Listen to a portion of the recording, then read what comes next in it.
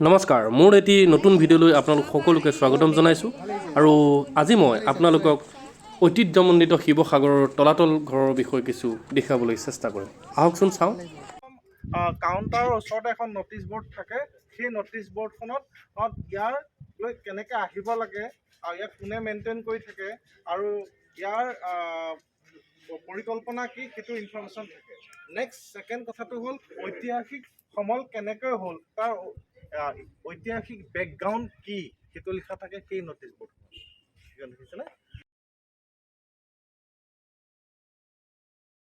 এতিয়া তলাতল ঘৰ কোনে বনাইছিল ৰাজেশ্বৰ সিংহৰ দিনত বনোৱা হৈছিল 1751 to 69 অৰ্থাৎ 17 বছৰ 7 মাহ 21 দিন ৰাজত্ব কৰিছিল আৰু এই ৰাজত্ব কৰাৰ সময়তে তলাতল ঘৰটো নিৰ্মাণ কৰি উলিয়াইছিল মাটিৰ ওপৰতো মহল আছে আৰু মাটিৰ তলতো মহল আছে মাটিৰ ওপৰত আছে 4 মহল আৰু মাটিৰ তলত আছে 3 মহল সৰ্বমুঠ 7 মহল আৰু দুটা সুৰংগ আছে সুৰংগ দুটা প্ৰায় এটা দিখৌ নদীলৈ গৈছে আৰু এটা গড়গাঁও কাৰেংঘৰলৈ গৈছে আৰু ইয়াতে আছে বৰচৰা ডেকাচৰা ন্যায়সোধা ফুকন চৰা আৰু যিখিনি সমল দি ব্যৱহাৰ বনাইছিল সেই গোটেই কথাখিনি একাধিক্ৰমে চাব পৰা যাব ঠিক আছে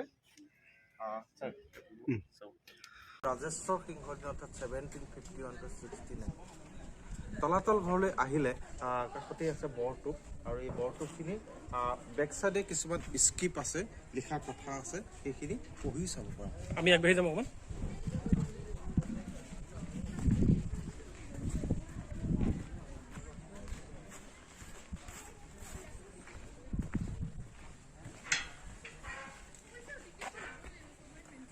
এই যে বৰটোপবিলাক এতিয়া এটা প্ৰশ্ন হয় এই বৰটোপবিলাক অসমত ক'ত আৰু কোনে বনাইছে কিবা এভিডেঞ্চ আছে নেকি বৰটোপবিলাকৰ বেক চাইডে লিখা কথা এই বৰটোপটো যে দেখিছে ইয়াত স্ক্ৰিপ্ট আছে এইখিনি পঢ়ি চালে সেই সময় ৰজাজনৰ নাম ইয়াতে পোৱা যায় তাৰ উপৰিও সেই সিটো চাইডে যিটো বৰটোপ আছে সেই সিটো বৰটোপত সন্ধিকৈ বৰফুকন এই কথাখিনি উপস্থাপন হৈ আছে আৰু এই বৰটোপটোৰ পঞ্চায়তৰ এই ভিউতে ইয়াৰ ইনফৰ্মেশ্যনখিনি আছে বৰটোপটোৰ এই যিখিনি ভিউ এই ভিউতে ইয়াৰ ইনফৰ্মেশ্যনখিনি আছে এই বৰটোপৰ হাতী ভৰিৰ লগত মিল আছে সেইকাৰণে ইয়াক কয় হাতী খুজীয়া বৰটোপ যদি এইটো হাতী খুজীয়া বৰটোপ বুলি কোৱা হয় এইটো কি হয় হাতী পুৰৰ লগত মিল আছে নেকি কাণ আছে যাক হাতী খুজীয়া বৰটোপ এইখিনিয়ে কথা তথ্য আপোনালোকৰ আগত দাঙি ধৰিছোঁ তলাতল ঘৰ চাবলৈ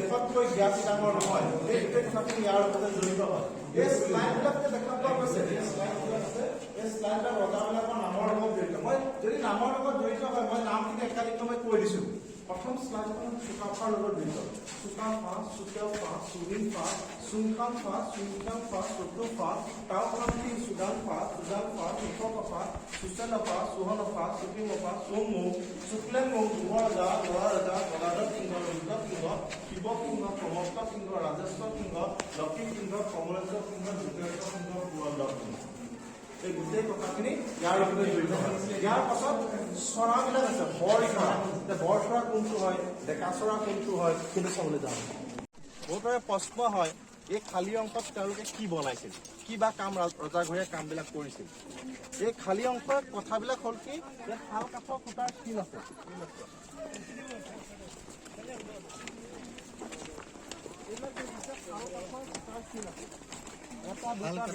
ওলাই গৈ থাকিব ইয়াত এই অংশতে বৰচৰা হৈছিল বৰচৰা অৰ্থাৎ স্বৰ্গদেউ ৰাজেশ্বৰ সিংহৰ যিখন বৰচৰা আছিল কবি শেখৰ ভট্টাচাৰ্য তেওঁৰ ৰাজকুমাৰ কবি আছিল এতিয়া আমি যদি চাওঁ শ্ৰেষ্ঠ ৰজাসকলৰ ভিতৰত যদি আমি নাম লওঁ ৰুদ্ৰ সিংহৰ নাম লোৱা হয় কাৰণ বিহুক ৰাজকীয় মৰ্যাদা প্ৰদান কৰিছিল আৰু সেই ৰজা তাৰ ভিতৰত আৰু এজন আছে আহোম স্বৰ্গদেউসকলৰ ভিতৰত এজন তাক কবি শিৰোমণি বুলি কোৱা হয় সেইজনে হৈছে স্বৰ্গদেউ ৰাজেশ্বৰ সিংহ আৰু এই ৰাজসভাতে তেওঁ এজন কবি আছিল, নামটো কৈ দিছোঁ, কবি শেখৰ ভট্টাচাৰ্য। আৰু এই দুৱাৰখনৰ পৰা এই অঞ্চল হৈছে বৰচৰা আৰু ডাউনটো হৈছে ডেকাচৰা আৰু সেইফালে হৈছে ন্যায় সুধা ফুকনচৰা। আমি যে আজি হিষ্ট্ৰী পালোঁ, অসমে যে গৌৰৱে কয় হিষ্ট্ৰী আহোম স্বৰ্গদেউসকলৰ দিনত হিষ্ট্ৰী বিতং তথ্য পোৱা যায়, তেতিয়াহ'লে ৰাজকাৰেঙৰ কোন অংশত তেওঁলোকে বা কোনটো পাৰ্টত তেওঁলোকে হিষ্ট্ৰী লিখাইছিল? ভিতৰুৱাল ফুকনচৰাত লিখাইছিল।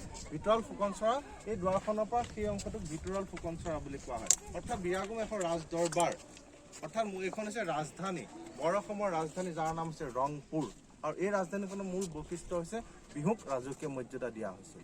আৰু ইয়াৰ পাছত কমলেশ্বৰ সিংহৰ দিনত ৰাজধানীখন যোৰহাটলৈ শ্বিফ্ট কৰি লৈ গৈছিল। আৰু সেই এতিয়া পুৰণা মেডিকেলখন য'ত আছে সেইডোখৰত তেওঁলোকে ৰাজধানী পাতিবলৈ কোচ মাৰিছিল। সেইকাৰণে যিখন আমাৰ দিছৈখনা নদীখন ভোগ দি পেলাই আকৌ খন্দুৱাইছে তেওঁলোকে। সেইকাৰণে তেতিয়া খন্দুৱাৰ কাৰণে সেই পাতটো অহাৰ কাৰণে ভোগ দৈ। অৰ্থাৎ আমি যদি চাওঁ ইণ্ডিয়াৰ ডাইনেষ্টিবিলাকৰ বিষয়ে যদি অধ্যয়ন কৰি চাওঁ, এই ডাইনেষ্টিটোৱে হৈছে 1228 পৰা 1826 24 ফেব্ৰুৱাৰী, অৰ্থাৎ প্ৰায় 600 বছৰ।